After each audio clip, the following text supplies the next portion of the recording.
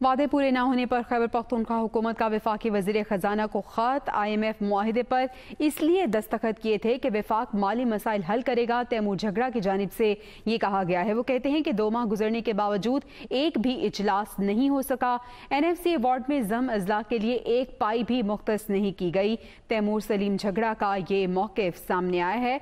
आपको बताएं कि ये कहा गया कि वादे पूरे न होने पर खैबर पख्तूनख्वा हुकूमत ने वफाकी वज़ीर ख़जाना को ख़त लिखा। IMF मुआहिदे पर इसलिए दस्तखत किए थे कि वफाक माली मसाइल हल करेगा। तैमूर झगड़ा की जानिब से कहा गया। वो कहते हैं कि 2 माह गुजर गए हैं लेकिन इसके बावजूद एक भी इजलास नहीं हो सका। NFC अवार्ड में जम अजला के लिए एक पाई भी मुख्तस नहीं की गई। तैमूर सलीम झगड़ा का ये मौक़िफ़ सामने आया है। तो खैबर पख्तूनख्वा हुकूमत ने वफाकी वज़ीर ख़जाना को ख़त लिखा है और तैमूर झगड़ा ने कहा है कि IMF मुआहिदे पर इसलिए दस्तखत किए थे कि वफाक माली मसाइल हल करेगा, लेकिन ऐसा होता नजर नहीं आ रहा।